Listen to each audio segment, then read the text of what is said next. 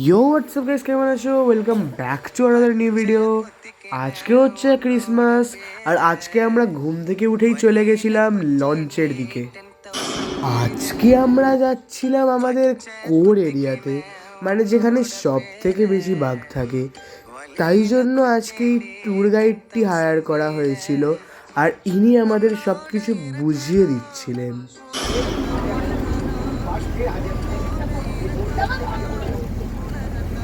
আজকে ওয়েদারটা খুব মেঘলা ছিল, কিন্তু ওয়েদারটার মধ্যেই বার্ডসগুলোকে উড়তে দেখতে কিন্তু ফাটাফাটি লাগছিল। এরপর আমরা টাইম ওয়েস্ট না করে বসে গেছিলাম ব্রেকফাস্ট করতে। আজকে ব্রেকফাস্টে ছিল লুচি, আলুর দম, ডিম সিদ্ধ। এরপর আমরা লঞ্চে বসে এখানকার ভিউ এনজয় করতে করতে কয়েকটা গান গাইছিলাম। ये तूने क्या किया, सारी दुनिया से जीत के मैं आया हूँ इधर, like I want you, baby, like I need you now. See you tomorrow, but tonight go crazy. All you got to do is just meet me at the এবার আমরা এখানে বসে এখানকার ভিউ এনজয় করে যাচ্ছিলাম, কারণ কি বাঘ তো এখনো দেখতে পাইনি। আর যাই হোক, এখানকার ভিউটা কিন্তু আজকে দারুণ লাগছিল, মানে জলের সাথে আকাশটা পুরো মিশে গেছে। কিন্তু অনেকক্ষণ ওয়েট করার পরে আমরা ফাইনালি একটা কুমির দেখতে পেলাম। এই যে দেখতে পাচ্ছেন, যেটা মাটির মধ্যে শুয়ে আছে, এটা কোনো কাঠ না, এটা হচ্ছে একটি কুমির। এরপর আমরা আরেকটু এগিয়ে গিয়ে আরেকটা কুমির দেখতে পাই, যেটা কুমিরের বাচ্চা ছিল।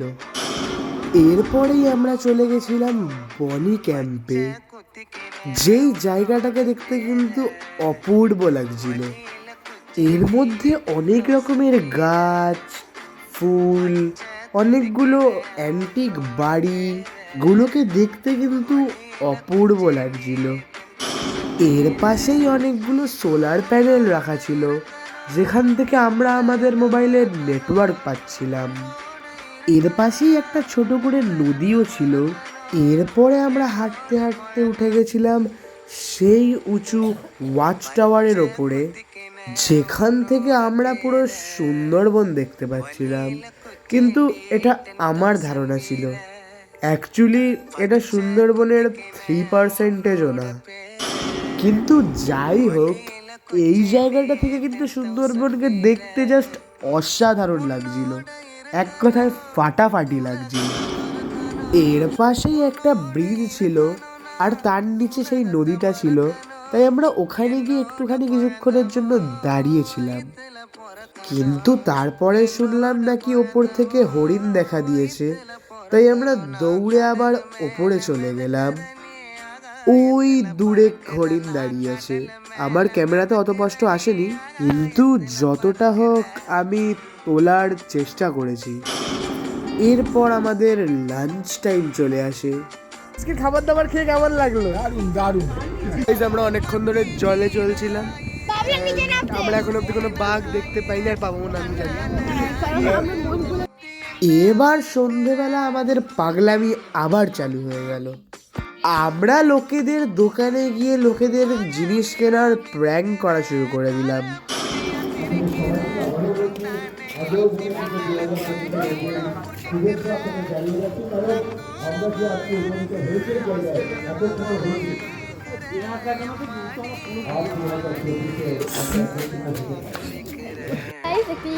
আমরা এখন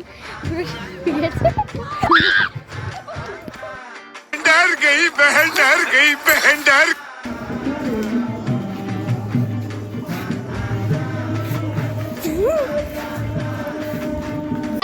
আমরা এখন সুন্দরবনে আছি, তো আমরা যদি চলেছি ভয়ঙ্কর একটা জায়গাতে, চলো তোমার সাথে দেখাই। আর ওর বিচর বিটু অভিমান কি সত্যি কথা, চলো না রে, আসো আরে আরে না, আসে না তো আমাদের কথা ওর করতে করতে। আজকেও এখানে একটু হালকা মতন ফাংশন ছিল।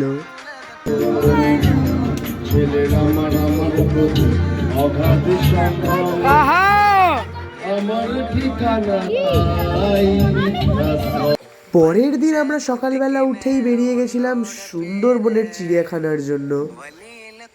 আজকে আমাদের বাড়ি ফেরারও দিন ছিল, কিন্তু তার আগে আমরা এখানে চলে এসেছিলাম এখানের চিড়িয়াখানা ভিজিট করব বলে। এই দেখুন ভ্যারাইটিস অফ ক্র্যাবস, এখন অনেক কিছু লেখা আছে। মাথা খারাপ, আমি ভয়েস ওভারটা কেটে দেবো রে। कट कर देना प्लीज इसे। আমাদের টিকিট কাটতে হবে। এরপর আমরা এখনকার একটা হেভি ফেমাস ডায়লগ শুনতে পাই। 3টে পরোটা, আনলিমিটেড তরকারি, একটা আপেলের মতো পেঁয়াজ, একটা লঙ্কা, একটা ডিম সিদ্ধ, 30 টাকা 30 টাকা। 3টে পরোটা, আনলিমিটেড তরকারি, একটা সেদ্ধ ডিম, এক টুকরো পেঁয়াজ, একটা কাঁচা লঙ্কা, 30 টাকা। এখানে আমরা কুমির দেখতে পেলাম আপাতত, কিন্তু এখানে আমরা একটা দুটো না অনেকগুলো কুমির দেখতে পেয়েছিলাম, আর কুমিরগুলো কিন্তু বেশ বড় ছিল। এর কিছুক্ষণ পরে আমরা সেই জিনিসটা দেখতে পাই যেটার জন্য আমরা সুন্দরবন এসেছিলাম, যেটার জন্য আমরা বিগত 2 দিন ধরে ওয়েট করেছিলাম, রয়্যাল বেঙ্গল টাইগার। এখানে আমরা একটা না 3টে রয়্যাল বেঙ্গল টাইগার দেখতে পাই, সবকটাই ঘুমাচ্ছিল, কিন্তু দূর থেকে দেখেই বোঝা যাচ্ছিল এটা রয়্যাল বেঙ্গল টাইগার। এখানে আমরা অনেক ভ্যারাইটিস অফ বার্ডসও দেখতে পাই, যেমন কি এখানে 2টো পিহেন দেখতে পাই। এরপর আমরা যে ব্রিজটা দিয়ে লঞ্চের দিকে যাচ্ছিলাম, সেই ব্রিজটা দিয়ে অনেকগুলো হনুমান বসে খাবার খাচ্ছিল, লিটারালি অনেকগুলো হনুমান। এরপর আমরা লঞ্চে বসে রওনা দিয়ে দিলাম আমাদের বাড়ির জন্য। এইভাবেই দেখতে দেখতে আমাদের এই সুন্দরবনের ট্রিপটাও শেষ হয়ে গেল, কিন্তু আমরা এই 3 দিন প্রচুর মজা করেছিলাম, প্রচুর এনজয় করেছিলাম। কিন্তু জানি না কেন আজকের সানসেটটা কিন্তু দেখতে জাস্ট ফাটাফাটি লাগছিল। এরপর এখানে আমরা একটা ট্রেন্ডিং গান গাওয়ার কথা ভাবলাম।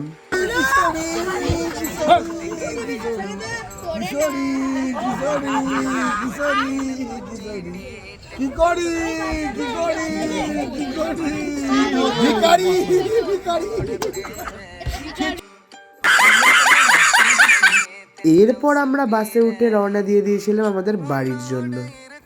আমরা আরো গান গাই, তোমরা আরো মিনি ব্লগসের জন্য সাবস্ক্রাইব করো। বাই।